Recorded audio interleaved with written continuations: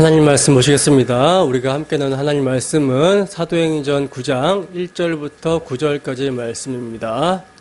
우리가 함께 나눌 말씀은 사도행전 9장 1절부터 9절까지 말씀.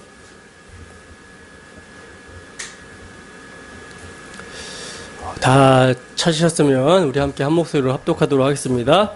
시작. 사울이 주의 제자들에 대하여 여전히 위협과 살기가 등등하여 대제사장에게 가서 다메섹 여러 회당에 가져갈 공문을 청하니 이는 만일 그 도를 따르는 사람을 만나면 남녀를 막론하고 결박하여 예루살렘으로 잡아오려 함이라. 사울이 길을 가다가 다메섹에 가까이 이르더니 호련히 하늘로부터 빛이 그를 둘러 비추는지라. 땅에 엎드려져 들음에 소리가 있어 이르시되 사울아 사울아 내가 어찌하여 나를 박해하느냐 하시거늘 대답하되 주여 누구시니까 이르시되 나는 내가 박해하는 예수라. 너는 일어나 시내로 들어가라. 내가 행할 것을 내게 이를 자가 있느니라 하시니 같이 가던 사람들은 소리만 듣고 아무것도 보지 못하여 말을 못하고 서 있더라. 사울이 땅에 일어나 눈은 떴으나 아무것도 보지 못하고 사람의 손에 끌려 다메섹으로 들어가서 사흘 동안 보지 못하고 먹지도 마시지도 아니하니라. 아멘. 이 시간은 우리 사랑하는 친구이며 동역자이신 필리핀에서 사역을 하고 계시는 우리 윤정현 선교사님이 말씀을 전해 주실 텐데요. 말씀을 들으실 때 큰 은혜 받으시기를 주님의 이름으로 축원합니다.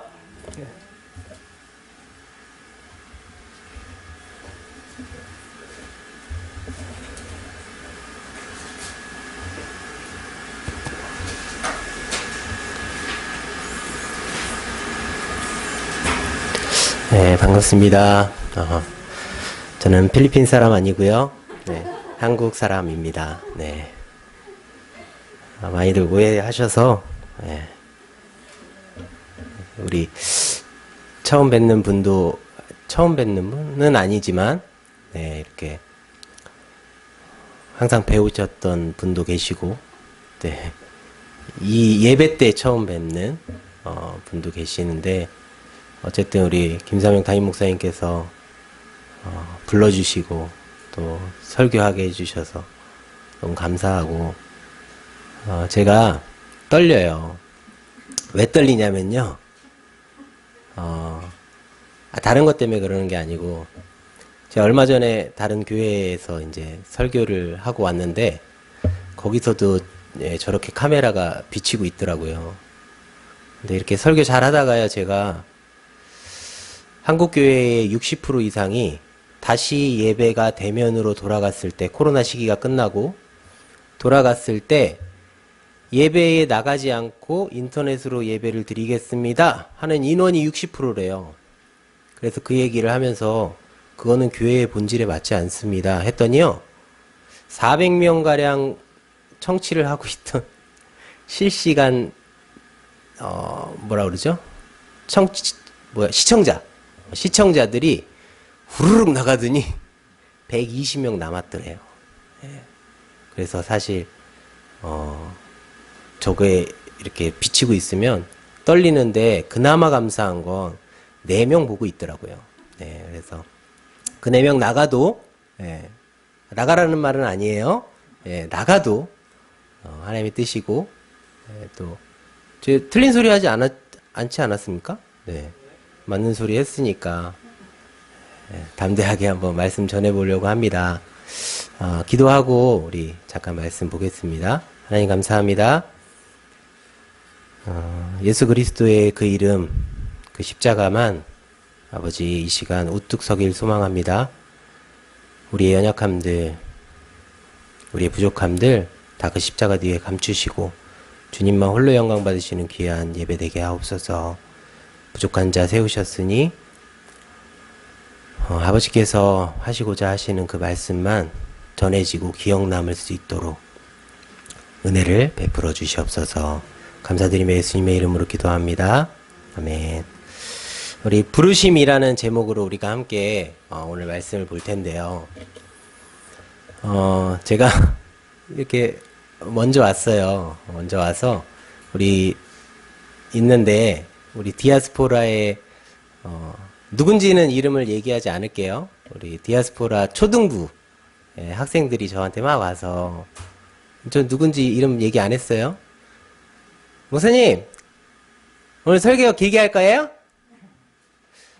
왜? 그랬더니 아니 그냥 한번 물어봤어요. 우리 아빠는 1시간에서 1시간 반?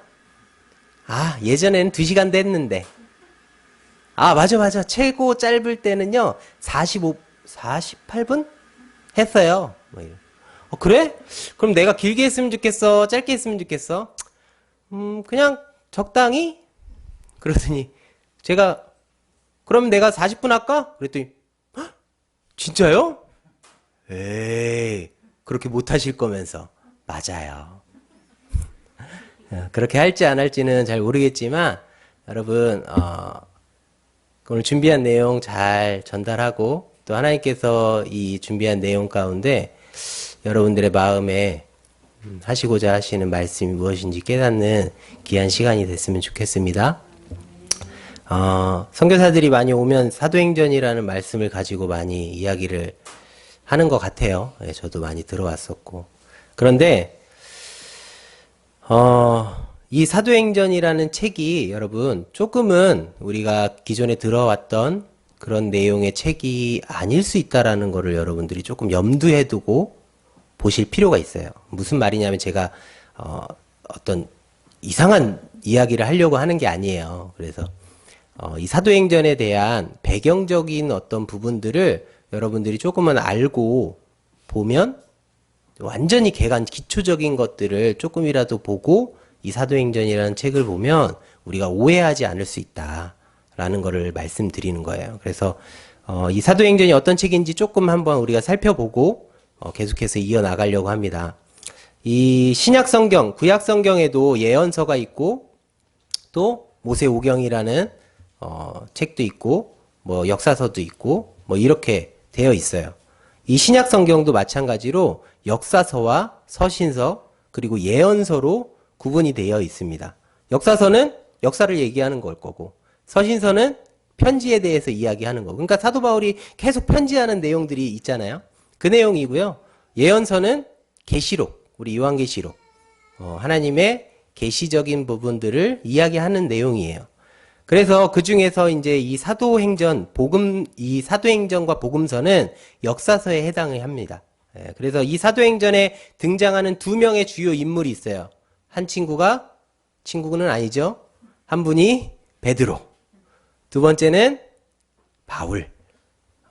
자, 그래서 12장까지는, 1장부터 12장까지는 베드로에 대해서 주로 이야기를 하고 있고요. 13장부터는 바울의 이야기를 주로 이야기를 하고 있어요. 이 사도행전이라는 책 이름이 헬라어로, 지금, 한글도 잘 모르는데 뭐 헬라어까지 얘기해. 그냥 들어두세요. 네. 헬라어로 프락세이스 아포스톨론이라는 단어예요. 그래서 이 뜻이 뭐냐면 사도들의 행적이라는 뜻이에요. 그러니까 여기서 중요한 것은 사도들의 행적이라는 뜻을 가지고 있어서 그런지 모르겠는데 이 사도행전을 읽으면서 사람들이 어디에 집중을 하냐면 사도들이 행한 일에 집중을 해요. 그래서 기적을 행하고 병이 고쳐지고 뭐 오늘처럼 이 바울이 주님 앞에 부르심을 받았던 이런 장면들, 어떤 기적적인 우리 일상에서 잘 일어나지 않을 것만 같은 그 일에 집중을 해서 보는 사람들이 너무나 많다라는 거예요. 하지만 우리가 어떤 성경을 보든지, 그러니까 창세기부터 요한계시록까지 어떤 책을 보든지 성경은 하나님의 구원 계획과 그분의 약속과 예수 그리스도에 대해서 기록을 했다라는 것을 잊지 않고 봐야 된다라는 거예요. 무슨 말인지 이해되시죠? 그런 시각에서 사도행전을 보면 어디에 집중이 될까요? 사도들의 행적 뒤에 계신 성령 하나님에게 우리가 집중이 되어질 수 있고 왜 그러면 하나님께서 성령이라는 분을 보내셔서 이 사도들을 통해서 그 일을 행하셨는지에 대해서 우리가 주목하게 되어진다라는 거예요. 여기까지 잘 따라오고 계시죠? 네. 그래서 이 사도행전을 가리켜서 어떤 분들은 성령행전이다. 무슨 의미로 이야기하는지 아시겠죠? 그러니까 성령께서 행하신 일, 왜 성령께서 그 일을 행하셨는지에 대해서 집중해서 봐야 된다. 그러면 성령이 누구죠? 성령은 예수 그리스도의 영이라고 되어 있어요. 그리고 또 다른 보혜사라고 이야기를 해요. 그러니까 이 또 다른 보혜사라는 말을 누가 했어요? 사도 바울이 했나요? 아니죠. 예수님이 하셨죠. 내가 가면 또 다른 보혜사가 올 거야. 그러면 예수님이 보혜사라는 거예요. 그런데 나 말고 또 다른 보혜사가 올 거야. 그가 누구예요? 성령이라는 거예요. 그분께서 오시면은 어떤 일을 행한다고 이야기를 하고 있냐면 요한복음 16장에 보면요. 안 찾으셔도 돼요. 죄에 대하여, 의에 대하여, 심판에 대하여 세상을 책망하시리라 라고 말씀하고 있어요. 그러니까 그리고 나서 그 뒤에 보면 그 죄에 대하여가 뭔지, 의에 대하여가 뭔지, 심판에 대하여가 뭔지를 설명을 하고 있는데 여러분들이 지금 찾아서 그것 내용을 나중에 보세요. 집에 돌아가셔서. 한마디로 이것을 요약해서 이야기를 하면 뭐냐? 예수 그리스도가 누구신지에 대해서 증거를 하고 있다라는 거예요. 이해되시죠? 그러니까 성령께서 하시는 일을 한마디로 정의 내리면 예수 그리스도가 누구신지에 대해서 설명하시는 분이다 라고 이해를 하시면 돼요. 네. 자, 결국 그러면 사도행전은 뭐예요? 사도들을 통해서 하나님께서 이야기하고 싶으신 말씀, 예수 그리스도, 하나님의 구원에 관해서 이야기를 하는 것이 바로 사도행전이다 라는 거예요. 자, 사도행전의 저자를 한번 볼까요? 사도행전의 저자는요, 누가입니다. 누가. 누가. 이 누가가 누구를 향해 쓰냐면요, 데오빌로에게 써요. 그래서 1장 1절에 사도행전 1장 1절에 보면 데오빌로에게 편지를 쓴다라는 것을 밝히고 있거든요. 이 데오빌로의 이름의 뜻이 뭐냐면 데오스와 필로스라는 단어가 합해져서 이 데오빌로의 뜻을 구성하거든요. 첫 번째 뜻은 loved by God. 뭐예요? 하나님의 사랑을 입은 자. lover of God. 하나님의 사랑하는 자. friend of God. 하나님의 친구. 자, 그러니까 이 사도행전이 단순히 어떤 데오빌로만을 향해서 쓴 글이 아니고 이 글은 누가 보는 거예요? 하나님의 사랑을 입은 자와 하나님을 사랑하는 자, 하나님의 사랑하는 자와 하나님의 친구들에게 이 사도행전을 지금 전하고 있다라는 거예요. 자, 그래서 이 글은 단순히 데오빌로만을 이야기하는 것이 아니고 이 글을 읽고 있는 그리스도 예수가 우리의 주인 되시고 구원자 되시는, 구원자로 받아들이는 그런 성도들, 오늘날로 이야기하면 교회의 성도들, 여러분과 저, 네, 오늘 이 예배에 참여하는 모든 자들, 네, 그들에게 이 사도행전을 통해서 하나님께서 자신이 누구신지, 어떤 분이신지, 그분께서 행하신 일들이 무엇인지 그것들을 우리에게 설명하고 있는 책이 사도행전이다 라는 거예요. 어렵지 않으시죠? 왜 이 배경을 지금 공부하나요? 신학교 와가지고 개간 공부하나요? 그래서 여러분들에게 알려드리는 게 아니고 이 배경조차도 없이 성경을 읽으면 어떤 결과가 일어나냐면요. 필리핀은 신학교가 그렇게 잘 되어 있지 않아요. 우리나라처럼. 여러분들은 너무 좋은 교회에 잘 정착하셔서 매주 틀에 벗어나지 않는, 정말 하나님의 진리라고 이야기하는 그 하나님의 말씀에 벗어나지 않는 말씀들을 듣고 있으셔서 잘 모르는 거예요.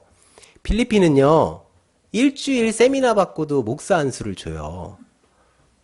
웃기시죠? 근데 그게 현실이에요. 그러면 그분들이 목사가 돼서 설교를 할 거 아니에요. 그러면은 어떤 설교를 할까요? 네, 모르겠어요.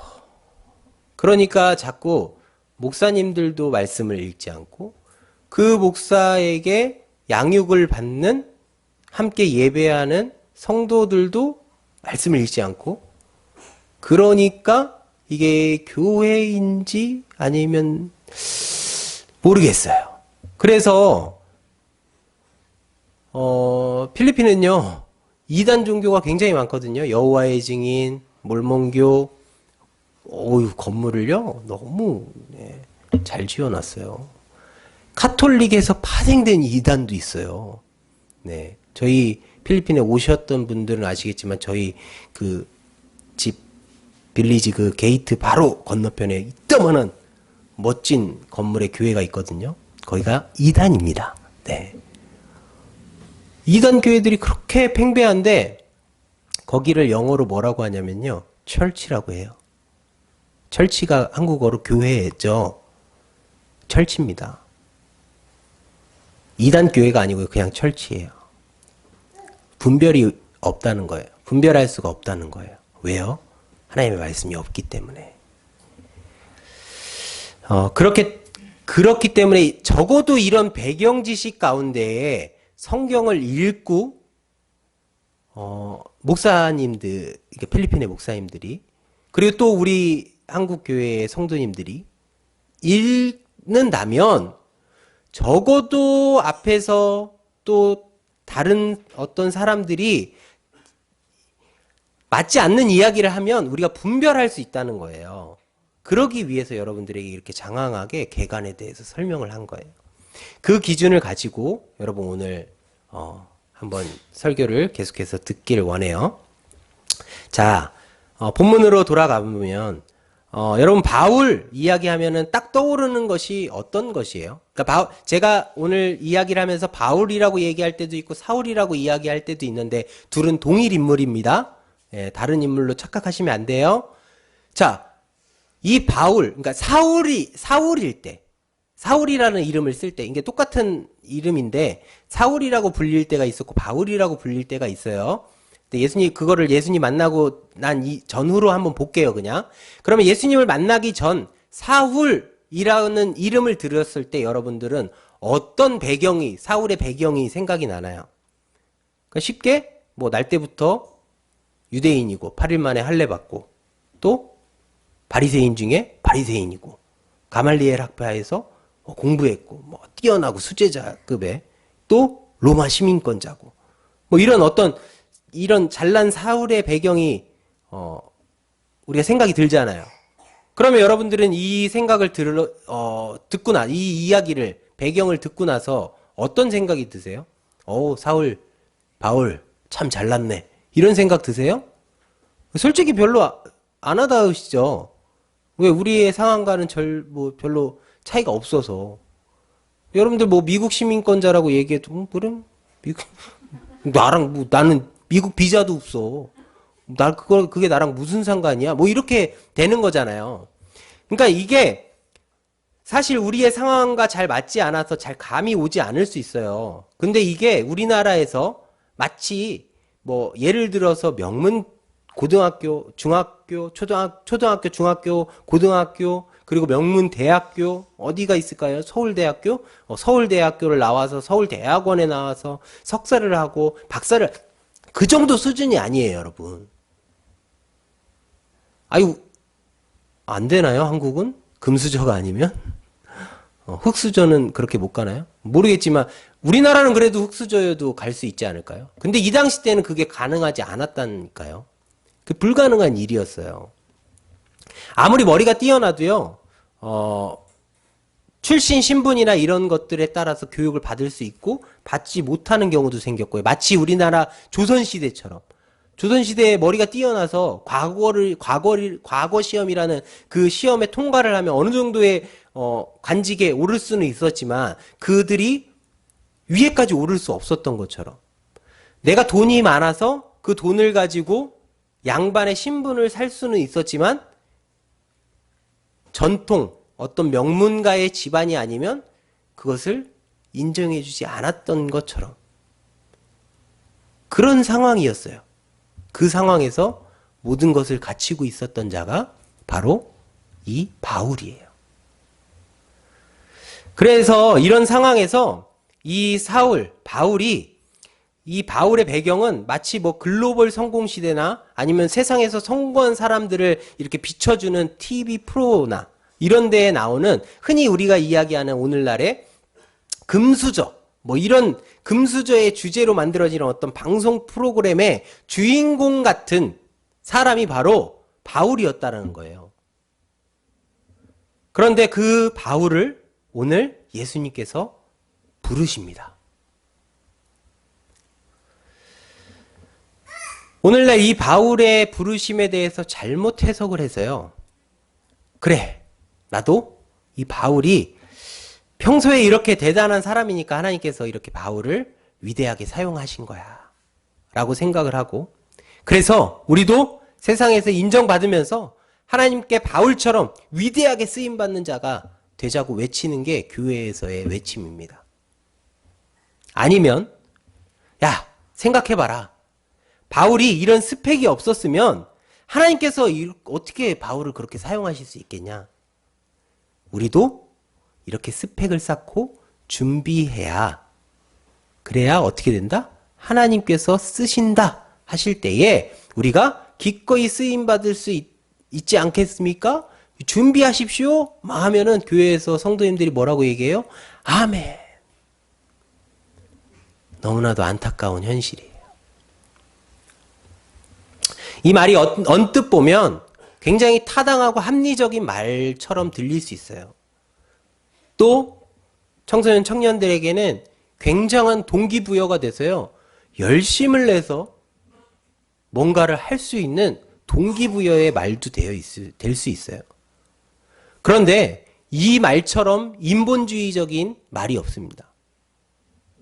무슨 말이냐면 하나님께서 사람을 통해서 일하세요. 맞나요? 네, 하나님께서는 사람을 통해서 일하세요. 그런데 그것은 분명하지만 그렇기 때문에 하나님께서는 분명히 이 부르심이라는 것을 통해서 일을 하시게 되어지는데, 우리가 얼마만큼 어떻게 준비되어져야지만 하나님께서 사용을 하실 수 있다라고 이야기를 하는 건 마치 뭐냐면, 하나님께서는 사용을 하시는 분이고 우리는 그것을 위해서 준비돼야 되는 어떤 도구의 역할들을 감당해야 된다라고 생각을 해요. 여러분, 근데 이 말이 왜 틀립니까? 여러분 그렇게 고백하잖아요. 오, 하나님은 전지전능하십니다. 전지전능이 뭐예요? 모든 것들을 아시고 모든 것들을 하실 수 있는 하나님이래요. 그런 분이 도구가 얼마나 준비가 돼야 사용하고 얼마나 준비가 되어지지 않으면 사용하지 않는 그런 분일까요? 그럼 마태복음 3장에 보면 이것에 대해서 요한이 정확하게 가르쳐줘요. 요한이 뭐라고 얘기해요? 바리새인들을 향해서, 사두개인들을 향해서, 이 독사의 자식들아. 제가 한국어로 번역해 드릴까요? 이 독사의 자식들을요? 죄송합니다. 강대상에서 그렇게 험한 말을 다룰 수가 없어서. 이 독사의 자식들아 라고 욕을 해요. 그리고 나서 뭐라고 얘기해요? 아브라함이 우리 조상이라고 생각하지 말아라. 하나님이 능히 돌들로도 이 아브라함의 자손이 되게 하실 수 있어. 이 무슨 말이냐면, 야, 이 썩어 빠진 생각 같은 거 다 집어치우라는 거예요. 니네가 아브라함 자손이라서 구원받는다라는 그런 썩어 빠진 생각 버리라는 거예요. 내가 오늘 교회에 나와서 우리 엄마 아빠가 목사여서, 우리 엄마 아빠가 집사여서, 우리 집안이 몇 대째 예수 믿는 집안이라서 내가 구원받을 수 있을 거라고 생각한다면 그 썩어 빠진 생각 버리라는 거예요. 이 사단의 새끼야. 조금 더 와닿으시나요?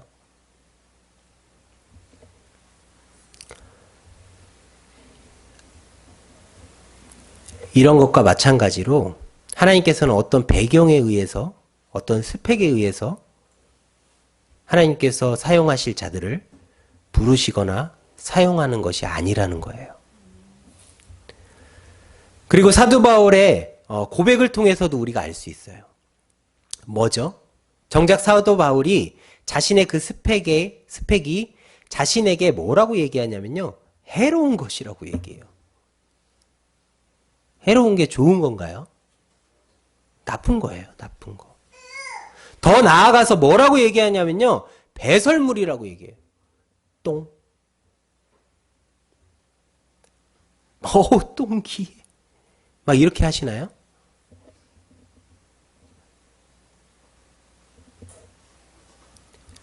왜 그 이야기를 할까요? 지금의 자신이 사도 바울 자신이 될 수 있었던 것, 예수 전하는 자, 복음 전하는 자, 복음 전도자가 될 수 있었던 것은 오직 예수 그리스도의 은혜라는 거예요.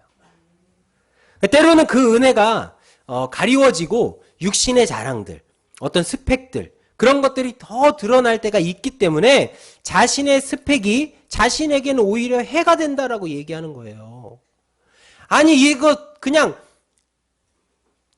배설물 보고 우리가 쳐다보지도 않고 다시 취하려고 하지도 않고 웬만하면 그것들을 버려버리고 싶은 그 배설물인 스펙이 자기의 자랑이 육신의 자랑이 자신을 이렇게 만든 것이 아니고 예수 그리스도의 은혜가 자신을 복음 전도자로 만들었다고 이야기하는 것입니다. 그것 때문에 예수 그리스도의 은혜가 가리워진다라는 것 때문에 고통스러웠던 거예요. 힘들었던 거예요. 왜 그럴까요? 바울의 인생의 목적이 자신의 의를 채우기 위함이 아니었던 거예요. 자신의 신앙심과 종교심을 채우고 어떤 사람들, 다른 사람들로 하여금 보아지는 모습이 좋기 위해서 노력하면서 그것이 목적이 되어서 살아가던 그가 예수님 만나고 난 이후에 그게 아니구나. 뭐예요? 자신이 죽은 자이고 예수 그리스도와 함께 죽은 자이고 그 예수 그리스도가 없다면 자신이 이제 사는 것이 뭐예요? 사는 게 아니야. 그래서 갈라디아서 2장 20절에 뭐라고 고백합니까? 내가 그리스도와 함께 십자가에 못 박혔나니.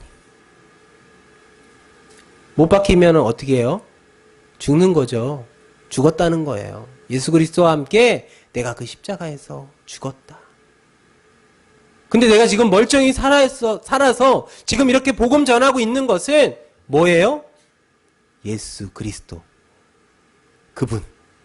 나를 위해서 자기 자신을 버리시고 자기 아들을 버리신 그 아버지의 사랑과 그 예수 그리스도의 사랑이 그 사랑의 믿음이 내 안에 살아있기에 그 믿음으로 내가 사는 거야.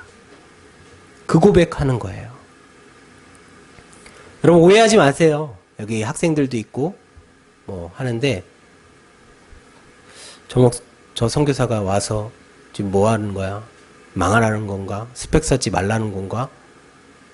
혹시 아싸 스펙 안 쌓아도 된다 이런 마음이 드시거나 다 버릴 거 배설물이니까 나 이제 그냥 맘대로 살아야지 뭐 허무주의로 빠지고 그 이야기가 아니에요. 자신에게 주어진 일들은 최선을 다해야 돼요. 그건 기본이에요, 여러분. 기본이기 때문에 그 이야기를 하는 게 아니에요. 기본도 안 하면서 기본도 안 하면서 그 이야기를 해요. 그 얘기가 아니에요. 여러분 성도십니까? 네. 여러분 예수 믿으십니까? 예수님 궁금하십니까? 하나님이 어떤 분이신지 하나님께서 우리를 향한 계획이 무엇인지 궁금하세요? 그게 예수 믿는 자들의 기본 갖춰야 될 마음이거든요. 그 마음이 여러분들 안에 있다면 뭐 어떻게 하면 될까요? 기도하면 하나님이 알려주시나요? 맞아요. 뭐 이렇게 말씀이 없는 곳, 진짜 성경도 보급되지 않는 곳, 그런 미전도 종족에요. 가끔 가보면요. 우리나라 선교사들이 딱 들어갔는데요. 예수에 대해서 전했더니 나 예수님과 어제 같이 저녁 먹었대요. 그게 뭔 소리예요? 성경이 없으니까요. 하나님께서 직접 나타나시기도 하더라니까요. 그걸 부인하는 것이 아니고요. 우리에게는 완전한 계시, 완전하다라는 건 뭐예요? 흠이 없다라는 거예요. 더 이상 채울 거나 뺄 것이 없다라는 거예요. 그 뺄 것 없는 계시로 주어진 것이 뭐예요? 성경. 여러분들에게 그 귀한 거를 하나님이 주셨어요. 그럼 하나님 알려면, 예수 그리스도 알려면, 하나님의 계획, 하나님께서 우리의 인생을 향하신 계획을 알기 위해서 여러분들이 노력해야 될 게 뭡니까? 말씀 읽으셔야죠. 설교 들으셔야죠. 그럼 어떻게 될까요? 그 은혜에 감격이 생기겠죠. 그 은혜에 감격이 생기면 어떻게 될까요? 그 은혜의 감격이 어디로부터 올까요? 성령으로부터 오겠죠. 그러면 그 성령이 내주하는 자들, 그런 자들을 교회, 성도라고 이야기하는데 그런 자들이 어떻게 할까요? 함께 모여 예배하죠. 그것을 뭐라고 얘기하나요? 공동체, 예배의 공동체라고 얘기해요. 그래서 여러분들이 이곳에 있는 거예요. 내 뜻과 그거와 상관없이 저는 여기 와 있는데요. 그게 하나님의 계획일지. 예. 그런데 사도 바울도 가끔씩 자신의 스펙을 사용해서 어떤 이야기들을 하기도 합니다. 사람들이 워낙 자신의 스펙에 대해서 주목을 하니까 가끔은 자신의 스펙을 스스로 이야기하면서 언뜻 보면 자랑하는 것처럼 보일 수 있어요. 그래서 그것들을 자랑하는 걸 보고 그래, 나도 사도 바울처럼 그렇게 멋진 모습으로 사람들 앞에서 자랑해야지 라고 생각하는 분들이 있을 수 있지만 그분들은 다시 성경을 읽으셔야 돼요. 자세하게 보면, 자세하게 보지 않아도 돼요. 그 앞뒤 문맥만 봐도요, 왜 사도 바울이 그 이야기를 하는지에 대해서 알 수 있어요. 그 자랑은요, 그것을 자랑하기 위함이 아니고 오히려 그것이 자신에게 해로움과 배설물이 되었다라는 것을 입증하기 위해서 그 이야기를 꺼내놓고요. 누굴 자랑하기 시작하냐면요. 예수 그리스도를 자랑하기 시작합니다. 우리 빌립보서를 함께 읽어볼까요? 빌립보서 3장 1절부터 9절 말씀입니다.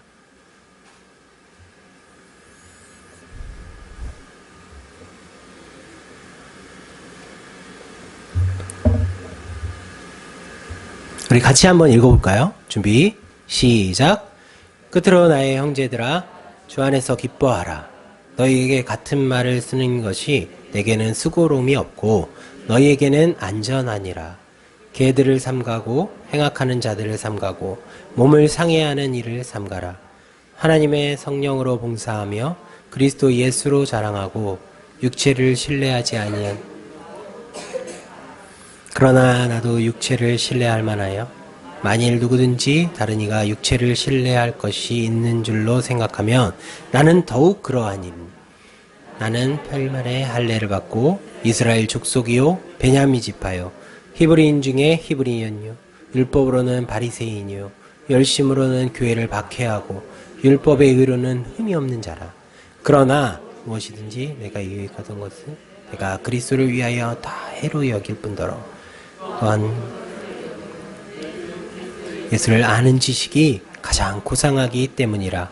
내가 그를 위하여 모든 것을 잃어버리고 배설물로 여김은 그리스도를 얻고 그 안에서 발견되려 함이니 내가 가진 의는 율법에서 난 것이 아니요 오직 그리스도를 믿음으로 말미암은 것이니 곧 믿음으로 하나님께로부터 난 의라. 아멘. 그러나 무엇이든지 내게 유익하던 것을 내가 그리스도를 위하여 다 해로 여긴다. 또한 모든 것을 해로 여김은 뭐 때문에요? 내 주 그리스도 예수를 아는 지식이 가장 고상하기 때문이다. 그래서 그리스도를 얻고 내가 이 모든 것을 배설물로 여긴다. 여러분 지금 사도 바울이 자신의 스펙에 대해서 자랑했거든요. 근데 이 자랑을 이야기하면서 그 이야기의 결론이 뭐예요? 자신이 그토록 추구하고 자신에게 유익이 될 거라고 생각하면서 쌓아왔던 그 스펙들, 그 배경들, 좋았던 것들, 자신의 경력들, 경험들이 뭐예요? 자신에게 해가 되었다라고 이야기를 하고 있어요.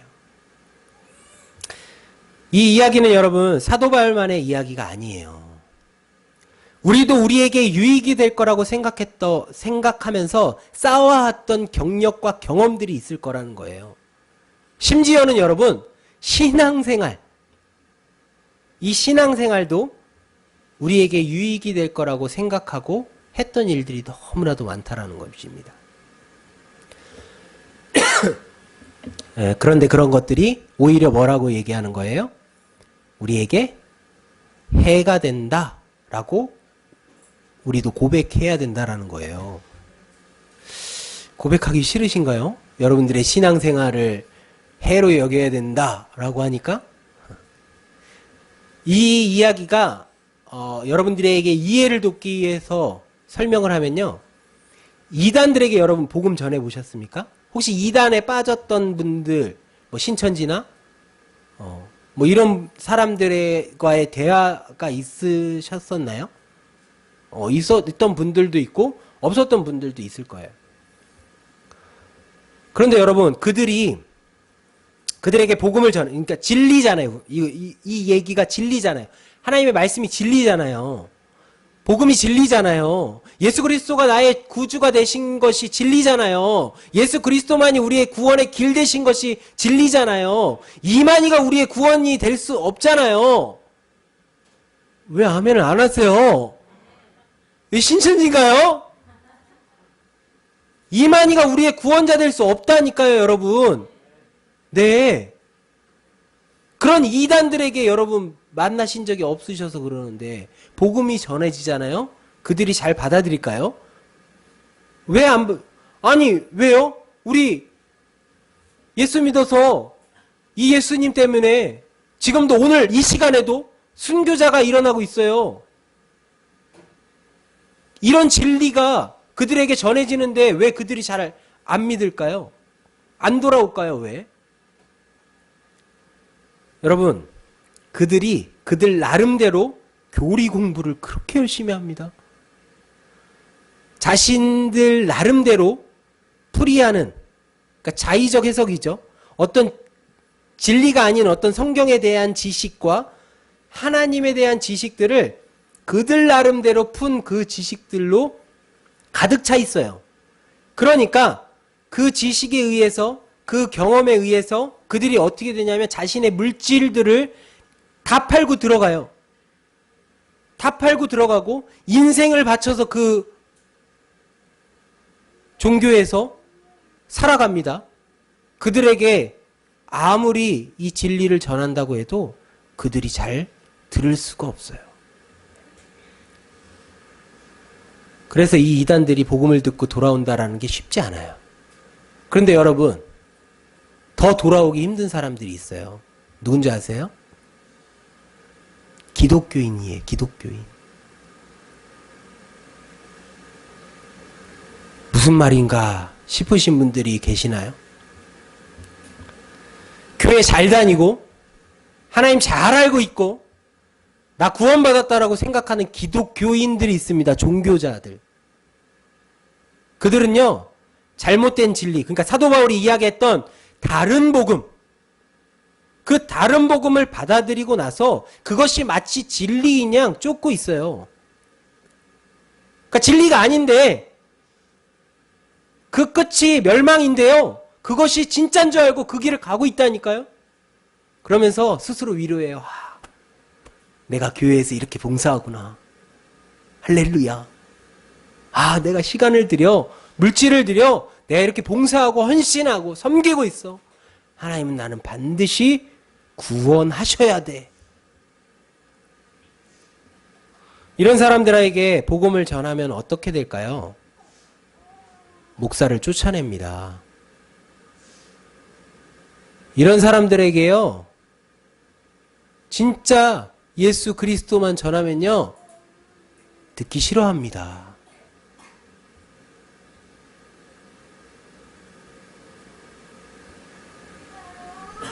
이런 사람들에게요, 예수님만이 길이라고 이야기하면요, 다 안다고 얘기합니다. 예수 그리스도 한 분이면 우리의 인생에 충분하다고 이야기해도요, 맞다고 얘기해요.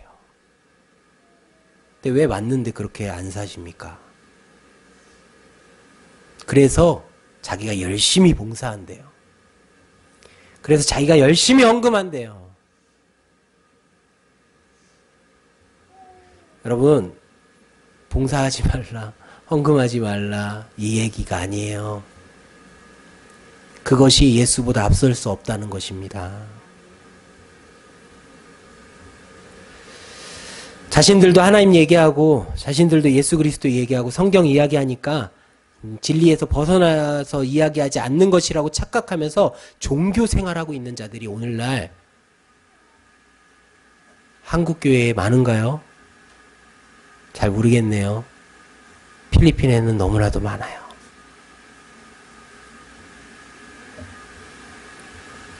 여러분 무슨 말이냐면요.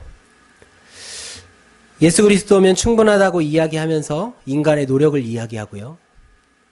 여러분 기독교는 복을 추구하고 복을 받는 종교 맞나요? 예, 맞습니다. 그런데 그 복이요. 구원의 복을 이야기하는 거예요. 그런데 그 복에 벗어나서 이 땅에서 어떻게 하면 잘 먹고 잘 살려고 하는지 그 복으로 온통 그 복만을 구하고 온통 그 복 받으려고 혈안이 돼서 안달나는 오늘날의 기독교. 한국교회는 어떤가요? 필리핀은 너무 많아요. 한 목사, 노회장님이라고 하는 어떤 이렇게 좀 그룹의 좀 높은 정도의 목사님이 이런 얘기를 하더라고요. 목사님들 앞에 두고 이런 얘기를 하더라고요. 자기가 하나님 앞에 결제 서류를 딱 내밀기만 하면 하나님이 딱 결제만 하면 물질이 막 쏟아질 거래요. 이 정도는 분별하실 수 있잖아요. 누가 그렇게 만들었을까요? 죄송합니다. 한국교회 목사님들이 그러셨습니다. 한국교회 목사님들이요. 이단인 줄도 모르고 조엘 오스틴을 찬양하고요. 조엘 오스틴의 아버지가 존 오스틴이라고요. 유명한 미국의 이단이에요. Word of God.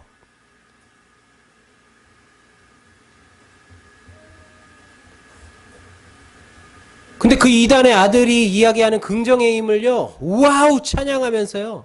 한 유명한 출판사에서 그 책을 시리즈로 내보내고 조엘 오스틴 책만을 내는 따로 출판사가 생길 정도였어요. 그 교회 클까요? 안 클까요? 어마어마합니다. 저도 거기 갔다 왔어요. 건물과 건물을 연결하는 구름사다리가 20년 전에 있었어요. 안 가보셔서 지금 표정들이 그런 거예요. 네. 너무 죄송합니다. 저는 이 설교하고 필리핀으로 튀면 됩니다. 한국교회 힘있고 크고 이 한국교회를 이만큼 성장시켜 주신 선배 목사님들이 너무 잘못하신 것들이 필리핀에 너무 많아요. 필리핀이 기독교 국가라고요? 여러분 90%가 카톨릭입니다. 죄송합니다. 98%가 카톨릭입니다. 왜냐면요. 기독교에 여호와의 증인, 몰몬교, 또 뭐 있을까요? 신천지도 들어와 있는 걸로 알고 있어요. 이런 거, 구원파도 들어와 있는 걸로 알고 있습니다. 이런 거 다 토탈해서 기독교 인구가 책정되거든요. 카톨릭이 98%입니다. 죄송하지만 카톨릭은 진리 아닙니다. 기독교 아닙니다. 필리핀 기독교 국가 아니에요. 필리핀 마닐라에 2,000명이 넘는 선교사들이 있어요. 왜 마닐라 크지도 않은 그 수도에 2,000명이나 넘는 선교사들이 거기 있을까요? 그 선교사님들을 비방하는 게 아니에요. 그분들 열심히 사역하세요. 맞습니다. 쓰레기 더미에 들어가서서 발벗고 함께 뒹굴고 사역하시는 선교사님들 너무 많으세요. 복음 전하시는 선교사님들 많으세요. 2,000명이 다 그러고 계실까요? 아니요. 가끔은 제가 쓰레기 마을 가서 복음 전하려고 했더니 내 구역 왜 왔냐고 하는 선교사 봤습니다.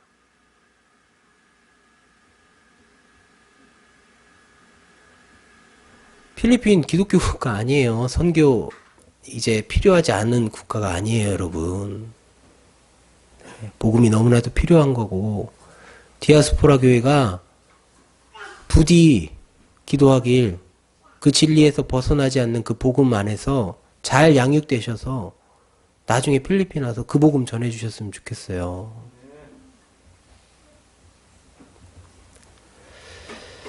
여러분, 그러면 이 사도 바울은 예수님을 만나고 그 부르심에, 그 복음에 꼬꾸라지고 엎드리기, 돌아가기 쉬웠을까요? 사도 바울이 어떤 사람이었죠? 예수 믿는 자들 잡고 때려 죽이고, 유대교라고 하는 그 당시에 유대교에서 열심인 자였어요. 스데반을 죽인 데에 앞장섰던 자. 그자가 예수님, 그자가 핍박하던 그 예수교라는 데에 그 예수님을 만나고 나서 이 사도 바울이 돌이키기가 쉬웠을까요? 쉽지 않았을 거예요. 아니, 어려운 것이 아니고 쉽지 않은 정도가 아니고 이것을 받아들이면 안 됐던 거예요, 사실은. 사도 바울 입장에서는. 왜요? 그것을 그 복음을 받아들이는 순간부터 자신이 지금까지 쌓아왔던 것들, 신앙들, 하나님을 위해서 해왔던 것들, 또 자신의 종교를 지키기 위해서 해왔던 모든 공로들이 그 한순간, 복음을 받아들이는 그 한순간에 어떻게 되는 거예요? 모두 지워져 버리고, 무너져 버리고, 가짜라는 것을 증거하는 거예요. 그런데 그 바울 입장에서 그 복음을 받아들이기 쉬웠을까요? 여러분, 설교 들으시면서 바울이 힘들었을까만 생각하지 마세요. 여러분들 안에 뿌리 깊게 내려져 있는 내가 놓치고 싶지 않는 그 신앙심과 내가 놓치고 싶지 않았던 그 봉사와 내가 예수 믿는데 내가 지금까지 신앙생활 몇십 년을 했는데 해오는 혹시 쥐고서 절대 놓을 수 없는 그런 것들이 있다면 이 시간 사도 바울처럼 내려놓으시라고 말씀드리는 거예요. 그런데 여러분, 많은 사람들이 이 사도 바울의 이 힘듦, 이 만남, 부르심 앞에 이 부르심을 보면서 뭐라고 얘기하냐면 이 기적이 나에게도 일어났으면 좋겠습니다, 주님. 이렇게 고백해요. 그러면서 사도 바울의 그 기적이 나에게 일어나면 하나님, 내가 예수님 정말 잘 따르고 잘 믿겠습니다. 하나님 앞에 위대하게 쓰임받겠습니다. 라고 고백한다니까요. 그들의 마음이 어떤 마음으로 여러분 그것을 기도하고 구하는 걸까요? 예수님을 만나고 싶다고 이야기를 하고 그 예수님 만났으면 좋겠다라고 그렇게 바라는 그 마음이 혹시 다른 사람들에게 보여질 것을 찾는 그런 찾음은 아닐지 우리가 생각해 봐야 된다는 거예요. 자신을 하나님께서 이렇게 불러서 자신이 하나님을 믿는 자가 되었다. 이것이 내 자랑이 되려고 그토록 기도하면서 하나님 앞에 부르짖는 것은 아닌지 우리가 생각해 봐야 된다는 거예요.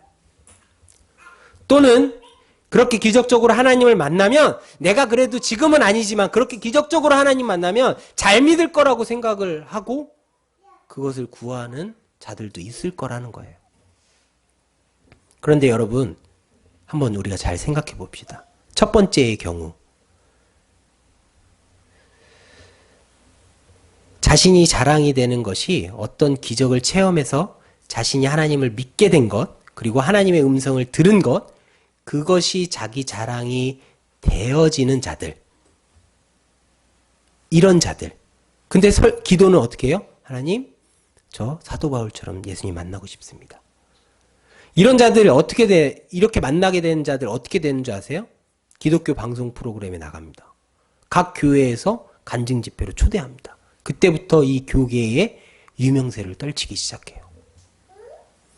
그러니까 김사영 목사님이 얼마나 대단하신 분이냐면, 아니 한국에서 아무도 모르고 필리핀에서도 나를 잘 모르는데, 그러니까 에서 선교사는 조금 유명한 것 같아, 그 동네에서.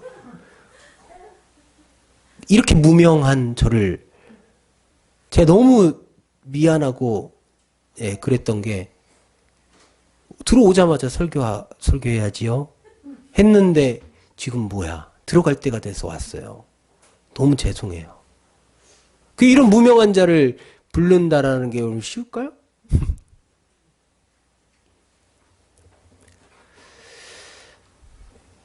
이들이 결국은 뭐냐면, 예수님을 이렇게 사도 바울처럼 기적적으로 만나고 싶다라고 하나님 앞에 기도하는 그 기도의 후면에, 마음 깊은 곳에 어떤 것이 있냐면, 예수님을 무기 삼아서, 예수님을 도구 삼아서 자신이 자랑되기 위함이라는 거예요.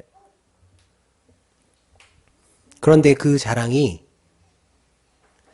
사도 바울에게 있었습니까? 아니요. 오히려 로마서에 보면 사도 바울이 자신을 소개하는데 뭐라고 얘기하냐면, 로마서 1장 1절에 이렇게 얘기해요. 예수 그리스도의 종 바울은 사도로 부르심을 받아.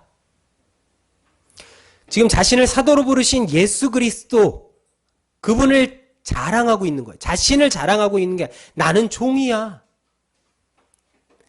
오늘날 여러분들이 종의 개념이 없으셔서 종이라고 고백하는 게, 나도 주님의 종이지.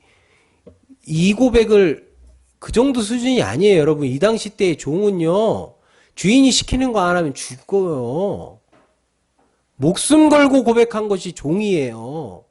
여러분, 함부로 하나님의 종이다라고 저를 향해서도 하나님의 종이라고 얘기하지만 아닙니다. 예, 하나님의 종 돼야죠. 그 종, 자신이 종이라고 얘기해요. 근데 자꾸 이 후면에, 이 내면에 사도 바울의 그 기적적인 만남을 통해서 내 이름을 자랑하고 싶은 자들 마음에 어떤 게 계속 들어오냐면요, 예수 그리스도의 종이라는 단어는 안 들어오고 자꾸 어떤 단어, 사도가 마음에 들어와서, 나도 이렇게 예수님 만나면 나도 사도가 될 수 있겠구나. 아이고 주여. 그래서 오늘날도 그 사도가 살아있더라고요. 어느 교회에 갔더니요. 네. 악하진 않았습니다. 그분의 설교를 들어봤습니다. 잠깐. 여러분, 이 또한도 자의적인 해석이라는 거예요. 말씀을 보기는 보는데 내 마음대로 보는 거예요. 내 멋대로 보는 거예요.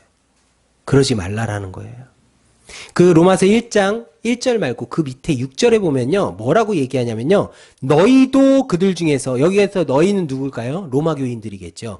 너희도 그들 중에서 예수 그리스도의 것으로 부르심을 받은 자이다 라고 이야기를 하고 있어요. 여기서 그 로마 교인들을 향해서 뭐라고 얘기하냐면, 사도 바울이 예수님에게 부르심을 받았다라고 얘기했잖아요. 근데 너희도 그 부르심을 받은 자야 라고 이야기를 하고 있어요. 이 단어가 뭐냐면, 한국어로는 똑같이 부르심 맞아요. 영어로 부르심이 뭐죠? calling, call.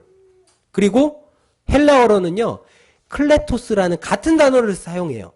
그러면 왜 이 이야기를 드리냐면, 사도 바울의 부르심과 지금 로마 교인을 예수님 하나님께서 부르신 그 부르심과 같은 부르심이에요? 다른 부르심이에요?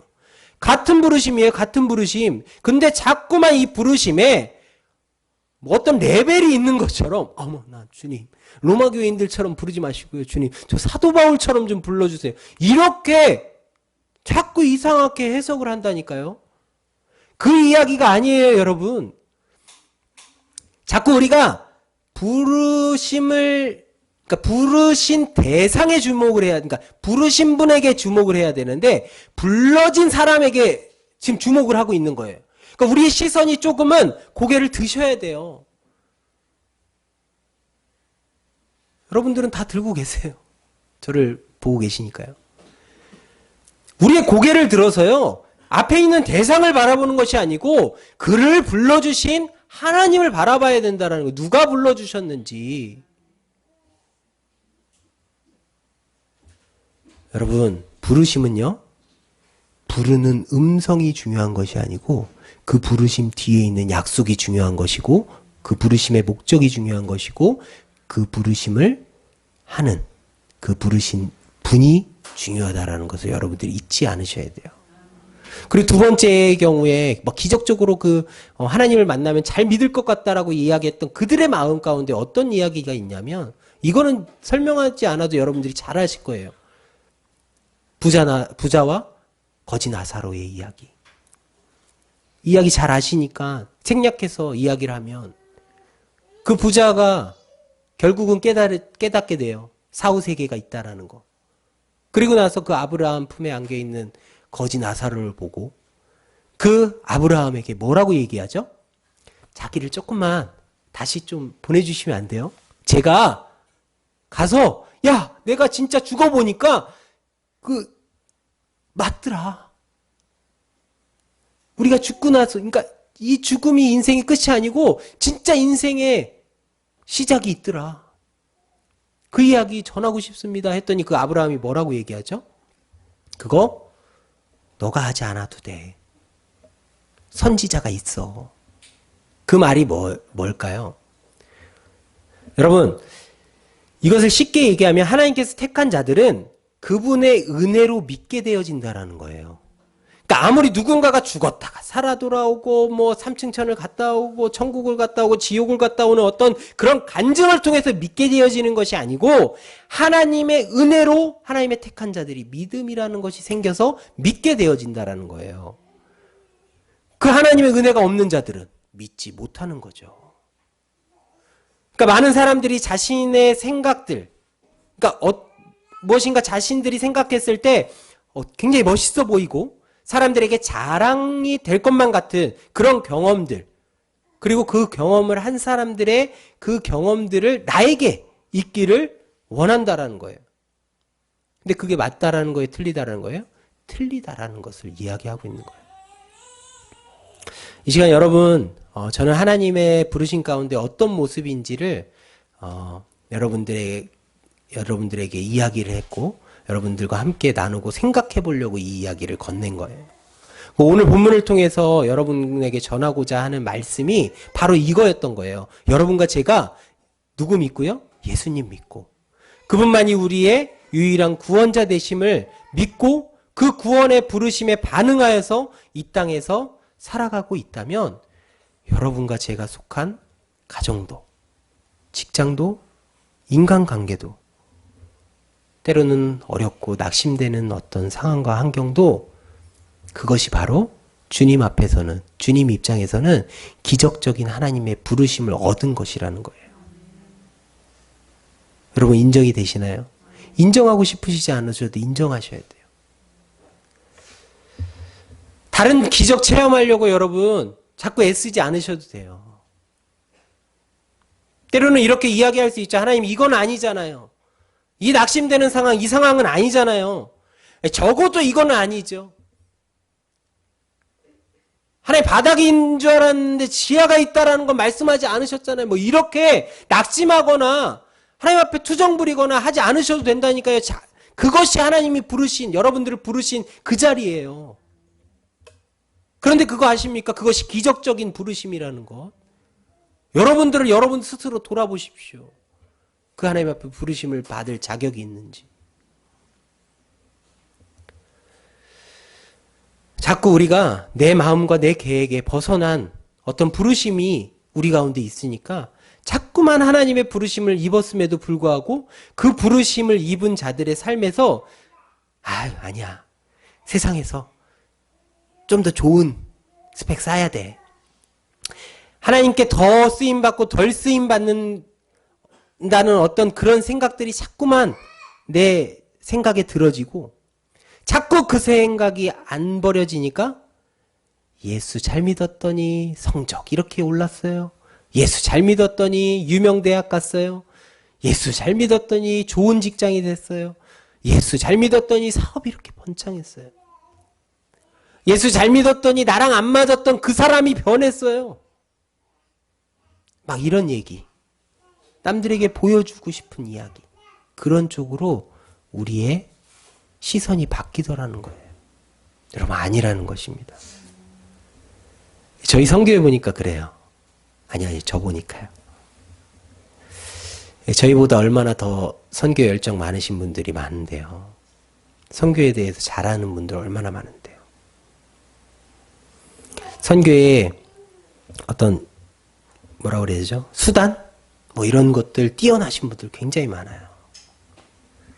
근데 왜 저희 같은 자들 선교사로 보내셨을까요? 선교사가 대단해서가 아닙니다, 여러분. 그것 때문에 얘기하는 게 아니고 제 입장 얘기하려고. 남 얘기해봤자 시험 드실 것 같아서. 학벌이나 외모나 어떤 힘이나 능력이나 뭐 이런 것들 우리보다 뛰어나신 분들 많은데요. 하나님께서 왜 저희 같은 자들 선교사로 부르셨을까요? 그냥 제 생각이에요. 저보다 더 착하고 저보다 더 온유하고 그런 사람 많죠. 그쵸? 한 명을 보고 있어요, 제가. 그쵸? 고마워, 고개를 끄덕여줬어. 근데 왜 저한테 그런 한 영혼 붙이셨을까요? 누군지 아시는 분들은 아실 것 같아요. 제가 내린 결론은요, 세상 사람들보다 안 뛰어나서예요. 세상 사람들보다 안 착해서고, 세상 사람들보다 안 온유해서고요. 세상 사람들보다 학벌도 안 되고, 외모도 안 되고, 힘도 능력도 안 돼서 저를 그곳에 보내신 것 같아요. 왜요? 하나님 앞에 죄인임을 깨닫게 하시려고. 제가 많이 필리핀에 있는 그 한 영혼 때문에 많이 깨졌어요. 깨진 것 같죠? 살이 조금 빠졌나요? 근데요, 하나님이 그 아이를 통하여 제가 온유하지 못한 모습, 착하지 못한 모습, 목사답지 않은 모습, 선교사답지 않은, 그러니까 제가 만들어 놓은 그 틀에 맞지 않는 모습, 내가 내게에게 맞지 않는 모습, 내 마음에 맞지 않는 모습들이 막 터져 나오는데요. 하나님께서 저를 골방으로 보내시더라고요. 그리고 그래, 잘 봤지. 그거 너야. 좀 목사인 척하고 한국에서 선교사인 척하고 잘 살았지? 그게 너다. 여전히 변하지 않고 여전히 나 없으면 안 되는 너의 모습을 잘 봐. 하나님, 그래도 이건. 근데 그렇게 하다 보니까요, 흰머리는 생겼는데 조금은 넉넉함이 생긴 것 같아요. 여러분들에게도 그런 은혜들이 있길 원해요. 여러분들의 상황과 환경이 녹록지 않을 거예요. 코로나. 이 코로나 때문에 악수도 못하고 있고 막 이런 상황들. 옆 사람과 우리 인사할까요?를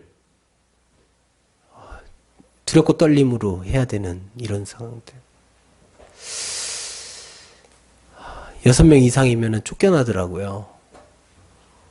QR코드가 없으면 못 들어가더라고요. 그런 상황들. 그런데 그 상황에 하나님이 여러분과 저를 부르셨다면요. 우리 말씀한 거 보고 설교를 마치려고 합니다.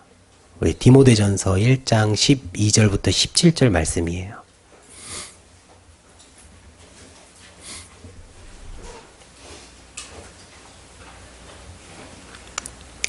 우리 같이 빠르지 않게 한번 천천히 생각하면서 한번 같이 읽어봤으면 좋겠습니다. 다 찾으셨죠? 디모데전서 1장 12절부터 17절. 우리 함께 읽어볼까요? 준비 시작. 나를 능하게 하신 그리스도 예수 우리 주께 내가 감사함은 나를 충성되이 여겨 내게 직분을 맡기심이니 내가 전에는 비방자요 박해자요 폭행자였으나 도리어 긍휼을 입은 것은 내가 믿지 아니할 때에 알지 못하고 행하였음이라. 우리 주의 은혜가 그리스도 예수 안에 있는 믿음과 사랑과 함께 넘치도록 풍성하였도다. mit보다 모든 사람이 받을 만한 이 말이요 그리스도 예수께서 죄인을 구하시려고 세상에 임하셨다 하였도다. 죄인 중에 내가 괴순이라. 그러나 내가 긍휼을 입은 까닭은 예수 그리스도께서 내게 먼저 일체 오래 참으심을 보이사 후에 주를 믿어 영생 얻는 자들에게 본이 되게 하려 하심이라. 영원하신 왕 곧 썩지 아니하고 보이지 아니하고 홀로 하나이신 하나님께 존귀와 영광이 영원 무궁하도록 있을지어다. 아멘. 여러분, 사도 바울의 말년의 고백이 자신이 얼마나 죄인이고 죄인을 뛰어넘는 괴수라는 것을 깨닫게 되어지면서 이 고백을 하고 있습니다. 이 고백이 여러분과 제 고백이 되길 소망합니다. 부디 여러분과 제가 이 고백을 하고 우리의 삶의 전부에서 예수만 자랑하고 그 예수의 은혜로 말미암아 하나님의 나라의 백성 되게 하시려고 하나님께서 우리를 부르셨다라는 그 목적을 잊지 않고 그 부르심에 여러분과 제가 속하여 있다라는 것을 잊지 말고 그 부르심에 반응하며 여러분들 자신이 여러분들의 삶의 주인공이 아니고 오히려 그 삶에서 여러분들 자신이 사라지고 예수만 드러나고 그 예수만 주인공 되는 여러분과 제 삶이 되길 소망합니다. 우리 함께 찬양 한 곡 하고 싶은데요. 에서 선교사랑 이런저런 대화들 해요. 한국에 사시면서 힘드신 일 있으시죠? 예, 필리핀 살면서도 힘든 일이 있어요. 근데 제가 이렇게 물어봤어요. 에스터, 어때? 많이 힘들지 않아? 재정적인 거, 생활하는 거, 여러 가지 힘들 텐데, 괜찮아? 그랬더니 이렇게 얘기하더라고요. 한국에서 사역하고, 또 한국에서 열심히 돈 벌고, 이렇게 살았을 때, 예수 믿는 것이 기뻤는데, 지금은 행복해. 맞아. 나도 동일하네. 그거는 행복하네. 이거 얘기했습니다. 우리 행복이라는 찬양이에요. 우리 가사를 생각하면서 여러분 정말 주님 때문에 행복하시길 소망합니다. 어떠한 상황 가운데서 환경 가운데서 낙심되는 어떠한 일이 펼쳐질지라도 그곳을 하나님께서 그곳으로 부르셨다라는 거 잊지 마시고 그곳에서 예수님 때문에 다른 것 때문에 행복할 수 없잖아요. 예수님 때문에 행복한 여러분과 제가 되길 소망하면서 우리 함께 찬양했으면 좋겠습니다.